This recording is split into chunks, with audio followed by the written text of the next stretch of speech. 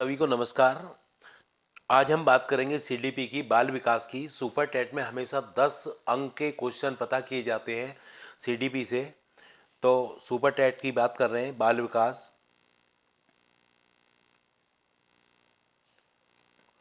देखो, थार्नडाइक का सीखने का सिद्धांत। तो जो थार्नडाइक का सिद्धांत है सीखने का, उसको अलग अलग नामों से जाना जाता है। और आजकल परीक्षा में ये हो रहा है कि वो भी ये क्वेश्चन पता करते हैं कि भाई मतलब इसका प्राचीन नाम क्या है या इसका दूसरा नाम क्या है। तो जैसे कि थार्नडाइक का सीखने का जो सिद्धांत है, इसको हम एक तो थार्नडाइक का संबंधवाद के नाम से जानते हैं, एक संबंधवाद का सिद्धांत के नाम से जानते हैं, और एक उद्दीपन प्रतिक्रिया सिद्धांत के नाम से जानते हैं। जो कि पिछले साल 2019 में ये क्वेश्चन पता किया गया था सुपर टेट में कि उद्दीपन प्रतिक्रिया सिद्धांत किसने दिया था, यही क्वेश्चन था। और एक इसको हम सीखने का संबंध सिद्धांत नाम से जानते हैं, बॉन्ड थ्योरी ऑफ लर्निंग। और एक प्रियतन एवं भूल का सिद्धांत से जानते हैं। प्रियतन एवं भूल के नाम से ये पता किया गया था सुपर टेट में 2018 में, और उद्दीपन प्रतिक्रिया के नाम से पता किया गया था 2019 में। तो यही इसलिए मैंने यहाँ जो अलग अलग नामों से ये सिद्धांत जाना जाता है उसकी मैंने आपके सामने चर्चा की। थार्नडाइक का संबंधवाद, संबंधवाद का सिद्धांत, उद्दीपन प्रतिक्रिया सिद्धांत, सीखने का संबंध सिद्धांत, और प्रियतन एवं भूल का सिद्धांत, ट्रायल एंड एरर। तो ये 5 नामों से सिद्धांत जाना जाता है। और इन्होंने जो अपना प्रयोग किया था वो एक बिल्ली पर किया था। इनका ये मानना था, जब हम उद्दीपन बिल्ली पर इन्होंने प्रयोग किया था। होता क्या है देखिए, जब मतलब हमारे सामने कोई उद्दीपक होता है, स्टिमुलस होता है, तो उसे देखकर हम प्रतिक्रिया करते हैं। इस प्रकार एक उद्दीपन और प्रतिक्रिया में संबंध स्थापित हो जाता है। और इसको हम प्रयास एवं त्रुटि का सिद्धांत भी कहते हैं, क्योंकि बार बार प्रयास करते रहने से त्रुटियों की संख्या कम हो जाती है। तो इनका जो प्रयोग था वो बिल्ली पर था। तो आपको ये ध्यान देना है कि इस सिद्धांत को किस किस नाम से जाना जाता है। उसके बाद देखिए, थार्नडाइक के सीखने के नियम। जो थार्नडाइक के सिद्धांत की बात करते हैं, सिद्धांत पूछा था उसने लर्निंग के, तो वो भी क्वेश्चन 2018 में आया था। तो थार्नडाइक के सीखने के नियम, लॉज ऑफ लर्निंग, इसके 2 प्रकार के नियम होते हैं। एक प्राइमरी लॉ है और एक जो है सेकेंडरी लॉ है। प्राइमरी लॉ में 3 आते हैं: तत्परता का नियम, अभ्यास का नियम और प्रभाव का नियम। तत्परता का मतलब ये होता है, जब हम किसी काम को करने के लिए तैयार होते हैं तो उसको कर लेते हैं, क्योंकि तत्परता में कार्य करने की इच्छा निहित होती है। अभ्यास का नियम, रहीम ने कहा था, करत करत अभ्यास थे जड़मत हो सुजान, रसरी आवत जात थे सिल पे पड़त निशान। यानी कि अभ्यास करते रहने से मूर्ख व्यक्ति भी विद्वान हो जाता है। जैसे कुएं की जगत पर बार बार रस्सी के आने जाने से निशान बन जाते हैं, जब एक रस्सी पत्थर पर निशान बना सकती है तो मूर्ख व्यक्ति भी विद्वान हो सकता है अभ्यास करते रहने से। उसके बाद तीसरा दिया था इन्होंने प्रभाव का नियम, यानी कि लॉ ऑफ इफेक्ट। यानी कि जिस काम में हमें संतोष मिलता है उसका परिणाम हमारे लिए हितकारी होता है। तो इनके इनके 3 नियम प्राइमरी थे और 5 नियम सेकेंडरी थे। पहला था बहु प्रतिक्रिया का नियम, ये सेकेंडरी थे। वो क्वेश्चन पता कर लेते हैं भाई प्राइमरी कौन से हैं, सेकेंडरी कौन से हैं। और बहु प्रतिक्रिया का मतलब क्या होता है, जब हम कोई काम करते हैं तो हम बहुत सारी प्रतिक्रिया करते हैं कि भाई इस काम को इस तरह से कर लो, इस तरह से कर लो, ठीक है, और उस काम को सीख लेते हैं, समाप्त कर लेते हैं। मानसिक स्थिति का नियम, मेंटल सेट, इसका ये है कि जिस काम में बुद्धि का यूज किया जाता है उस काम को हम आसानी से कर लेते हैं। आंशिक क्रिया का नियम, इसका मतलब यह है कि जब कोई काम हमारे सामने होता है तो हम उसके छोटे छोटे टुकड़े कर लेते हैं। तो जैसे आज इतना काम किया, कल उसके आगे करो, उससे आगे करो। उसके बाद समानता का नियम या आत्मसात का नियम, लॉ ऑफ असाइमिलेशन, इसका मतलब क्या है कि मतलब नवीन ज्ञान को पूर्व ज्ञान से संबंध करना। जो हम नई चीज़ सीख रहे हैं, कोई भी नया काम कर रहे हैं, तो हम वो पहले जो सीखा हुआ है उससे संबंध करके सीखते हैं। उसके बाद देखिए साहचर्य परिवर्तन का नियम, इसका क्या मतलब होता है, जैसे आप किसी कॉलेज से बीएड कर रहे हो, तो आपने बीएड कर लिया, 2-4 साल बाद उधर से निकलोगे तो क्या है कि आपको मतलब तुरंत के तुरंत मतलब याद आ जाएगा कि भाई हम यहाँ ऐसे टीचर थे, हमारे फ्रेंड थे। तो इस तरह से जो है साहचर्य परिवर्तन का नियम, उसी तरह से हम मतलब करने लगते हैं जो भी क्रिया होती है। तो इनके 3 प्राइमरी नियम थे, 5 सेकेंडरी नियम थे जिनकी मैंने आपसे चर्चा की। उसके बाद देखिए अनुकूलित अनुक्रिया सिद्धांत, क्लासिकल कंडीशनिंग थ्योरी या संबंध प्रतिक्रिया सिद्धांत, कंडीशन रेस्पॉन्स थ्योरी। तो ये पावलोव ने दी थी और इन्होंने क्या है कि अपना प्रयोग एक कुत्ते पर किया था। इन्होंने कुत्ते को भोजन देने से पहले घंटी बजाते थे। एक दिन इन्होंने भोजन दिया, सॉरी घंटी बजाई, भोजन नहीं दिया, फिर भी कुत्ते के मुंह से लार टपक रही थी, क्योंकि कुत्ते ने घंटी बजने से सीख लिया था उसे भोजन मिलेगा। तो कुत्ते की घंटी के प्रति जो ये प्रतिक्रिया थी उसको इन्होंने संबंध प्रतिक्रिया का नाम दिया। तो ये क्लासिकल कंडीशनिंग थ्योरी है जो कि पावलोव की है, तो ये आपको ध्यान देना है। उसके बाद देखिए स्किनर का क्रिया प्रसूत सिद्धांत। स्किनर का जो क्रिया प्रसूत सिद्धांत है ये क्या है, इस सिद्धांत को बहुत सारे नामों से जाना जाता है। मैं सबसे पहले आपको बताऊंगा, देखिए कैसे ये क्वेश्चन पता किया गया था 2019 में। ये क्वेश्चन ये था कि क्रिया प्रसूत का प्राचीन नाम क्या है, नैमित्तिक अनुबंधन सिद्धांत, यही पता किया गया था, इसलिए मैंने और भी नाम इसके दिए हैं यहाँ। इस सिद्धांत को विभिन्न नामों से जाना जाता है, जैसे क्रिया प्रसूत अनुबंधन सिद्धांत, कार्यात्मक अनुबंधन सिद्धांत, नैमित्तिक अनुबंधन सिद्धांत। ठीक है, ध्यान रखें अनुबंधन लग रहा है जिनमें, वो ज़्यादातर यही है, सक्रिय अनुकूलित अनुक्रिया। ठीक है, और ये स्किनर जो थे एक व्यवहारवादी थे और इन्होंने चूहे और कबूतर पर मतलब अपना प्रयोग किया था। तो आपको पता होना चाहिए कि भाई उन्होंने पीछे पता किया था कि भाई जो है मतलब क्रिया प्रसूत का प्राचीन नाम क्या है, नैमित्तिक अनुबंधन का सिद्धांत। और जहाँ भी अनुबंधन लग रहा है वो सब स्किनर के ही हैं, चूहे पर और कबूतर पर इन्होंने प्रयोग किया था। अब हम बात करते हैं व्यवहारवादियों की। तो कभी कभी क्वेश्चन ये कह लेता है कि व्यवहारवादियों के नाम बताओ। देखो ये सब व्यवहारवादी थे, थॉर्नडाइक, पावलोव और स्किनर, तीनों के तीनों क्या थे, ये व्यवहारवादी थे और ये व्यवहार को मानने वाले थे। उसके बाद देखो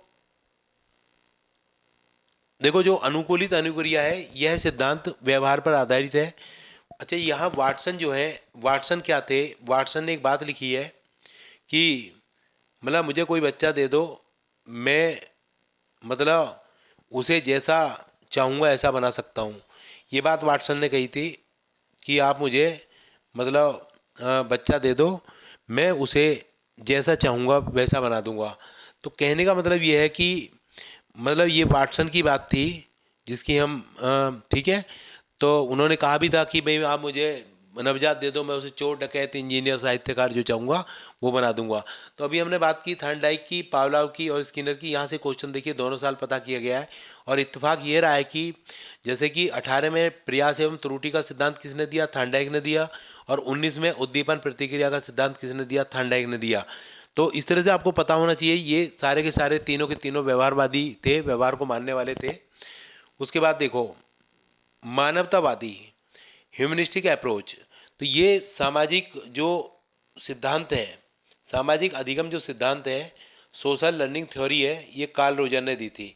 और जो कार्ल रोजर हैं, कार्ल रोजर में क्या था एक्चुअल में, इन्होंने सेल्फ पर ज़्यादा ध्यान दिया था, स्व स्व सेल्फ पर। इन्होंने एक बात कही थी कि मैं कौन हूँ। अगर हम इस चीज़ को समझ जाएं कि मैं कौन हूँ तो सारी दिक्कतें ख़त्म हो जाएंगी और बालक का जो विकास होता है एक समाज में होता है। तो वही इन्होंने बताया था। सामाजिक अधिगम सिद्धांत किसने दिया था, कार्ल रोजर ने दिया था। तो आपको ये ध्यान देना है थोड़ा सा। उसके बाद देखिए कॉग्निटिव अप्रोच की बात करें हम, ऊपर ह्यूमनिस्टिक अप्रोच थी, कॉग्निटिव की बात करें तो ब्रूनर ने संज्ञानात्मक सिद्धांत दिया था। और ब्रूनर ने मतलब कि इस सिद्धांत को देने के बाद में मतलब इन्होंने सोचा कि तू इस अपने सिद्धांत को प्याजे से भी अच्छा बना। और इन्होंने दो प्रश्नों का उत्तर ढूंढने में रुचि दिखाई। पहला प्रश्न ये था, शिशु किस ढंग से अपनी अनुभूतियों को, अनुभूति बोलते हैं भैया एक्सपीरियंस को, मानसिक रूप से बताते हैं। और दूसरा क्वेश्चन ये था कि शिशावस्था और बाल्यावस्था में बालकों का मानसिक चिंतन मतलब कैसे होता है, मेंटल रिप्रेजेंटेशन कैसा होता है। तो इनके दो क्वेश्चन थे और इन दो क्वेश्चन का उत्तर ढूंढने में इन्होंने रुचि दिखाई। और इन्होंने जो है 3 प्रकार बताए थे। कितने, 3 तरीके बताए थे। पहला था सक्रियता। तो सक्रियता में क्या होता है, ये जो होता है एक ऐसा मोड है, देखो ये जन्म से लेके 18 महीने तक होता है। ठीक है, जन्म से लेके 18 महीने तक होता है। और ये एक ऐसा मोड है जिसमें शिशु अपनी अनुभूतियों को एक्शन द्वारा व्यक्त करता है। कैसे, एक्शन द्वारा कैसे करता है, देखो इसको ध्यान देना है। सक्रियता में एक्शन द्वारा कैसे करता है कि मतलब बालक के सामने दूध की बोतल ले आओ तो वो क्या करेगा, अपने हाथ मुंह पैर पटकना शुरू कर देगा, मुंह चलाएगा, तो पता चल गया एक्शन के द्वारा। इसमें बालक क्या करता है, ये जो है ये 1.5 वर्ष से 2 वर्ष तक होती है, ये 18 माह तक 1.5 वर्ष तक होती है, और ये 1.5 वर्ष से मतलब 2 वर्ष तक होती है। और इसमें क्या होता है, शिशु अपने मन में कुछ दृश्य प्रतिमा बना लेता है और अपनी अनुभूतियों को व्यक्त करता है, अपने एक्सपीरियंस को। सांकेतिक जो होती है सीधी 7 साल में आती है, 7 वर्ष में आती है, और इसमें बालक अपने व्यवहार के द्वारा बोलकर ही अपनी अनुभूतियों को व्यक्त करता है। तो मैं समझता हूँ कि आपको ये बातें समझ में आ गई होंगी। उसके बाद देखिए टॉलमैन का चिन्ह अधिगम सिद्धांत। जो टॉलमैन है उनका जो सिद्धांत है तो इसको हम क्या कह सकते हैं, देखिए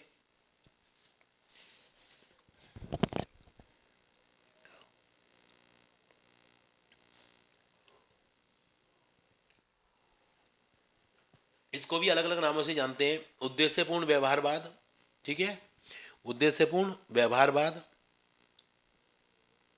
प्रत्याशा सिद्धांत। अगर वो आपसे कहे कि भाई ये जो चिन्ह अधिगम है इसको किस नाम से जानते हैं, एक्सपेक्टेंसी। और संकेत गैस्ट्रोल सिद्धांत कई नामों से ही जाना जाता है। ये मैंने इसलिए लिखा है क्योंकि आजकल वो कह रहे हैं कि उसने कह दिया प्रत्याशा सिद्धांत किसका नाम है, तो आपको पता होना चाहिए ना कि चिन्ह अधिगम सिद्धांत जो है ये टॉलमैन ने दिया था, उन्हीं का है। तो कई नामों से जाना जाता है। टॉलमैन का सिद्धांत अनेक विचारों से प्रभावी सिद्धांत है, और टॉलमैन ने कैलिफोर्निया विश्वविद्यालय से एक लंबे समय तक अध्यापन कार्य किया, और इनकी पुस्तक है purpose behaviour in animal and man, drives towards war. उसके बाद में क्या है कि क्वालिटेड पेपर्स इन साइकोलॉजी। तो ये पुस्तक के नाम है, वो कोई भी किताब पूछ लिया उसने, ड्राइव्स टूवर्ड्स वार जो है किसने लिखी, या ठीक है। तो यही आपके उत्तर होंगे, आपको पता होना चाहिए। और इन्होंने एक ही बात कही थी, देखो मतलब जो हम सीखते हैं, कोई भी है जो सीखता है वो मतलब चिन्हों के द्वारा सीखता है, और इन्होंने इस तरह से एक विशेष प्रकार की पहेली बनाई थी, ठीक है। और इस पहेली में ये यहाँ पर भोजन था, यहाँ पर भोजन था, और यहाँ पर पानी था, और ये आंगन था। तो चूहे को उन्हें पानी पीना सिखाना था, और यहाँ पर नल था। तो चूहे ने क्या काम किया था, नल संकेत बना लिया था इधर, और जिधर नल था उधर ही वो पानी था। तो वो इसका मतलब ये है कि हम संकेतों के द्वारा सीखते हैं। हम जैसे किसी के यहाँ पहली बार गए, तो जब वहाँ से चलते हैं तो वो क्या कहते हैं भाई दोबारा आना। तो हम क्या, हमने चिन्ह बना लिया है, दुकान है एक इस तरह की, या कोई पोल खड़ा है, या स्कूल के सामने वाली गली है, तो हम चिन्हों के द्वारा सीखते हैं, ऐसे इन्होंने कहा था। उसके बाद देखिए इनके कुछ नियम भी हैं, तो इनको थोड़ा देख लेना। अभिप्रेरणा का नियम, साहचर्य का नियम, क्रिया नियम, और शक्ति वर्धक नियम। तो वो कह सकते हैं भाई ये किसके नियम है, ठीक है। तो ये आपको पता होना चाहिए। वाइगोटस्की का सामाजिक सांस्कृतिक एवं सामाजिक संज्ञानात्मक सिद्धांत। तो देखो इन्होंने एक ही बात कही थी, जो भी बालक होता है वो समाज में सामाजिक कारकों, सोशल फैक्टर और लैंग्वेज के द्वारा सीखता है। और इन्होंने विकास के 3 स्तर बताए थे। लेवल ऑफ एक्चुअल डेवलपमेंट, इसमें जो बालक होता है उसे किसी की सहायता की आवश्यकता नहीं पड़ती, वो स्वयं अपना काम कर लेता है, ठीक है। उसके बाद देखिए संभावित विकास स्तर, इसमें बालक को किसी की सहायता की आवश्यकता पड़ सकती है। उसके बाद निकटस्थ विकास क्षेत्र, इसको हम शॉर्ट में जेड भी बोलते हैं। जेड किसने दिया था, वाइगोटस्की ने दिया था। तो इसमें क्या होता है, ये इसमें जेड में क्या होता है, मतलब उन कठिन कार्यों की सीमा रेखा निर्धारित होती है जिसे बालक स्वयं तो कर नहीं सकता, दूसरे अध्यापक की मदद से इस काम को कर सकता है। तो जेड किसने दिया था, ये भी वाइगोटस्की ने दिया था। और जो जेड होता है ये बालक के लिए प्लेटफॉर्म तैयार करता है, तो ये आपको पता होना चाहिए। उसके बाद देखिए क्षेत्र सिद्धांत, ये कर्ट लेविन ने दिया था, और ये जो कर्ट लेविन है ये गेस्टॉल्टवादी थे, ठीक है। तो ये कर्ट लेविन ने दिया था, क्योंकि जितने भी जर्मनी के मनोवैज्ञानिक हैं सभी गेस्टॉल्टवादी हैं। एक बार देखिए ये भी आ गया था, B=F=PE, ये किसने दिया। बी का मतलब बिहेवियर, एफ का मतलब फील्ड, पी का मतलब पर्सन, ई का मतलब एनवायरनमेंट। यानी कि किसी भी पर्सन का जो मतलब बिहेवियर है वो एक एनवायरनमेंट में ही विकसित होता है, यही था इनका। तो कर्ट लेविन का 6 सिद्धांत क्या था, B=F=PE, ये भी था एक तरीके से। उसके बाद देखिए प्रेवलन का सिद्धांत, प्रेवलन का जो सिद्धांत था ये हल ने दिया था, और इनकी पुस्तक थी प्रिंसिपल्स ऑफ बिहेवियर में किया था। तो यही चीज़ ध्यान देने की है भाई, इनकी पुस्तक कौन सी थी, किस में किया। इन्होंने एक बात कही थी कि जैसे मतलब कुत्ता जो है घंटी बजने पर सीख लेता है, घंटी बजने पर दौड़ने लगता है कि उसे भोजन मिलेगा। तो इन्होंने एक बात कही थी, अगर कुत्ते का पेट भरा हुआ है, उसे खाने की आवश्यकता नहीं है, तो घंटी बजा लो, वो बिल्कुल भी जो है नहीं आ सकता। तो ऐसा इन्होंने मतलब बताया था। ठीक है, मतलब कहने का ये है कि प्रेवलेंस सिद्धांत का जो हल ने दिया था, ये तो बात हुई कि हमारी, और प्रिंसिपल्स ऑफ बिहेवियर में किया था इन्होंने। तो मतलब कि अगर कुत्ता भूखा होगा तो वो तभी मतलब घंटी बजने पर दौड़ेगा। और वो अगर हमें कहने मतलब किसी काम की आवश्यकता है सीखने की, तो हम उसे सीखेंगे, नहीं तो नहीं सीखेंगे। सीखना आवश्यकता की पूर्ति की प्रक्रिया द्वारा होता है। ठीक है, अगर हमें आवश्यकता होगी तो हम सीखेंगे, हल ने दिया था। सूझ का सिद्धांत, इनसाइट थ्योरी, ये वर्दीमर, कॉफका, कॉलर तीनों ने दिया था। और होता क्या है कि एक कार एक्सीडेंट में इन दोनों की मृत्यु हो जाती है, और फिर इन्होंने इस सिद्धांत को आगे बढ़ाया था। और इन्होंने एक सुल्तान था चिंपैंजी, जिस पर इन्होंने प्रयोग किया था। और एक बात बताऊंगा मैं आपको, सूझ जो होती है सीखने मतलब सूझ का आधार कल्पना होती है, इमेजिनेशन होता है।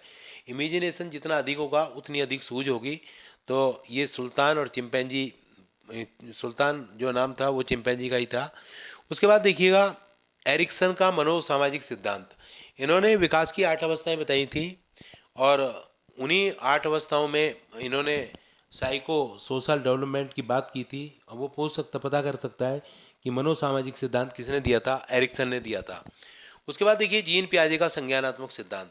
जीन पियाजे जो हैं, इन्होंने कॉग्निटिव डेवलपमेंट इन्होंने थ्योरी दी। कॉग्निशन का मतलब क्या होता है, गेटिंग टू नो, यानी कि जानकारी प्राप्त करना। कॉग्निशन का मतलब होता है गेटिंग टू नो। इन्होंने अपनी 3 संतानों पर प्रयोग किए, और इन्होंने विकास की मतलब 4 अवस्थाएं बताई। पहली है संवेदी प्रेरक पेशी अवस्था, यानी कि इसमें ये क्या होता है, ये जो अवस्था होती है ये 0 से 2 वर्ष तक होती है, 0 से। और इसमें जो बालक होता है मतलब अपनी ज्ञानेंद्रियों के द्वारा, अपने सेंस ऑर्गन्स के द्वारा वो चीज़ों को समझता है और सीखता है। तो और इसमें एक बात और है, वस्तु स्थायित्व का गुण आ जाता है। ये बहुत इंपॉर्टेंट बात है, वस्तु स्थायित्व का गुण किस अवस्था में आता है, मतलब कि संवेदी पेशी में आता है। वस्तु स्थायित्व क्या होता है, जैसे बच्चे का मतलब तकिए के नीचे हमने कोई चीज़ छिपा दी है, बच्चा उसको ढूंढता है। हम दरवाजे के पीछे छिप जाते हैं तो बच्चा ढूंढ तलाशता है, यही वस्तु स्थायित्व होता है। उसके बाद देखिए प्री ऑपरेशनल स्टेज, ये जो होती है 2 से 7 वर्ष तक होती है। और इसमें बालक जो होता है वो प्रतीकात्मक चिंतन करता है, ये हमें पता होना चाहिए। उसके बाद तीसरी देखिए, इसको ठोस संक्रियात्मक अवस्था भी बोलते हैं, और वैसे मूर्त भी बोलते हैं, कॉन्क्रीट ऑपरेशन। ये जो होती है ये 7 से 11 वर्ष तक होती है। और इसमें जो बच्चा होता है मतलब क्या है कि जो तार्किक चिंतन करता है, तार्किक कैसे करता है, प्लस माइनस गुणा भाग। तो जो तार्किक चिंतन करता है प्लस माइनस गुणा भाग, वो इसी में करता है। औपचारिक संक्रिया की अवस्था ये 11 वर्ष से 14 वर्ष तक होती है। और इसमें जो बच्चा होता है वो अमूर्त चिंतन करता है। कौन सा चिंतन करता है, अमूर्त चिंतन करता है। तो इस तरह से हमने बात की पियाजे की शॉर्ट में। तो आर्नोल्ड जेसल का परिपक्वता का सिद्धांत, यानी कि इन्होंने परिपक्वता का सिद्धांत दिया था कि जब हम परिपक्व होते हैं तो सीख लेते हैं। तो हमें पता होना चाहिए परिपक्वता का सिद्धांत किसने दिया था। उसके बाद है अल्बर्ट बंडूरा का सामाजिक अधिगम सिद्धांत। इन्होंने सामाजिक अधिगम सिद्धांत दिया था बंडूरा ने। ठीक है, और बंडूरा का क्या था, इन्होंने एक प्रयोग किया था, छोटी सी बात बताऊंगा मैं वैसे। मतलब एक इन्होंने वीडियो बनाई थी, एक बोबो डॉल होती है, बोबो डॉल, उसको एक बूढ़ी औरत बहुत मारती है, बोबो डॉल को पीटती है, उस पर चिल्लाती है। तो क्या होता है, वो वीडियो बच्चों को दिखाई जाती है, तो बच्चे भी उस बोबो डॉल पर चिल्ला रहे हैं, मार रहे हैं। तो कहने का मतलब ये है कि बच्चा समाज में जैसी बातें सीखता है वैसी बातें मतलब करता है, आगे बढ़ता है। उसके बाद ब्राउन फैन ब्रेनर का पारिस्थितिकी सिद्धांत। ये पारिस्थितिकी सिद्धांत किसने दिया था, ब्राउन फैन ब्रेनर ने दिया था। मतलब कि हम घर में कैसा सीखते हैं, परिवार में कैसा सीखते हैं, बाहर क्या सीखते हैं। उसके बाद है भाषा विकास का सिद्धांत, ये दिया था चॉम्स्की ने। किसने दिया था, चॉम्स्की ने दिया था। तो ये भी हमें पता होना चाहिए। गैने द्वारा, देखो ये जो गैने की बात कर रहे हैं हम, गैने का जो क्वेश्चन है दोनों साल आया, 18 में भी पूछा है उन्होंने, 18 में पता किया है और 19 में भी।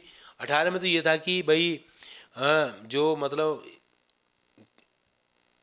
ये जो श्रेणी है 8, उच्चतम कौन सी है, तो उच्चतम कौन सी है? आपकी समस्या समाधान है। और वैसे देखिए, ठीक है, ये आपको पता होनी चाहिए क्योंकि उन्होंने चिन्ह अधिगम, और जैसे चिन्ह अधिगम का मतलब क्या होता है? मतलब बच्चा का कबूतर, खा खरगोश ऐसे सीखता है। उद्दीपन अनुक्रिया, फिर ये चीज़ें क्लियर हो जाती हैं।